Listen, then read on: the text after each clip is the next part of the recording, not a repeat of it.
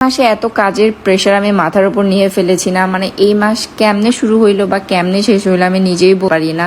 কারোর সাথে কোনো কন্ট্যাক্ট নাই, কারো বাসায় যাওয়া নাই, কারোর সাথে কোনো কথা নাই, জাস্ট কেক বানাচ্ছি, অর্ডার নিচ্ছি, এগুলাই সামলাচ্ছি, বাজারে যাচ্ছি, জিনিস আনতেছি, এইগুলাই করতেছি। মানে এর বাহিরে যে একটা লাইফ আছে এইটা একদমই ভুলে গেছিলাম, একদমই। কারণ এই মাসে আমি খুবই ফোকাস ছিলাম, আমি জানি না কেন আমি কোনো মাসে এই ধরনের ফোকাস থাকিনি বা এইরকম ডেডিকেশনের সাথে কাজ করি নাই। করছি, হয়তো করছি, বাট এই মাসটা একটু এক্সট্রা হয়ে গেছে, আমি জানি না কেমনে কি, বাট এক্সট্রা হয়ে গেছে।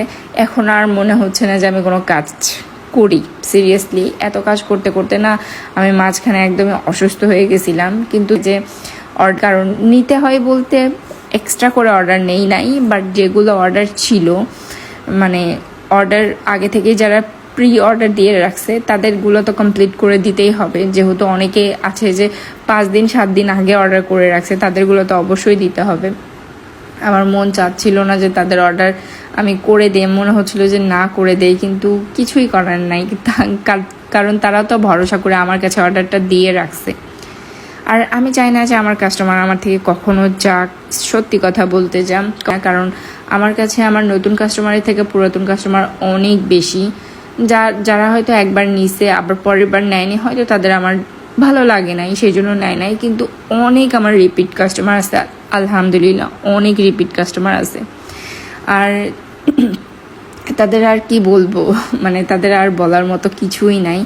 হয়তো তাদের জন্য আসলে অসুস্থতা অবস্থাও কাজ করা আসলে অনেক ভালো একটা বিষয়, কিন্তু অসুস্থ হইলে আমি আসলে কাজ করতে ওইভাবে পারি না, কারণ আমি বেশিরভাগ অসুস্থ হই না, কিন্তু বছরে আমি একবার এমন অসুস্থ হয়ে যাই যে যেই দিন আমার কাজ করতে একদমই মন চায় না। কিন্তু আমি কোনোবার এই 4.5 বছরে আমি কোনোবার অসুস্থ হয়ে শান্তি মতো শুয়ে থাকতে পারি নাই। আমার কেকের কাজ থাকছেই সেই দিন, মানে সেই দিনই মেবি আরও বেশি থাকছে। আমি কোনোবার মানে ওইভাবে শান্তি মতো যে আজকে আমি অসুস্থ, আজকে আমি রিল্যাক্সভাবে শুয়ে থাকবো, টাইম স্পেন্ড করব বা যেটাই হোক করব, কিন্তু ওই রকম ভাগ্য আমার কখনোই হয়নি। আমার মনে হয় না যে সামনেও কখনো হবে। বাই দ্য ওয়ে, আজকের এই কেকটা নিয়ে একটু ঝামেলা পেয়ে গেছিলো, অনেক বেশি ঝামেলা পেয়ে গেছিলো। এই যে প্রথমত এই কাটার চিহ্নটা, এইটা আমি হঠাৎ করে এমন গাঢ় করে কেটে ফেলছিলাম, এত গাঢ় করে আসলে কাটাই লাগতো না, একটু হালকা করে ক্রিম উঠাইলেই হয়ে যায়। তো বাট ওখানে আমি বুঝতে পারি না, একটু বেশি করে কাটছিলাম, যার জন্য ওই লাফগুলো আর বসতেছিল না, একদম ভেতরে ঢুকে যাচ্ছিল। দেন ওখানে আবার জোড়া লাগাই কেক, তারপর আবার একটু ঠিকঠাক করে দেওয়ার ট্রাই করি।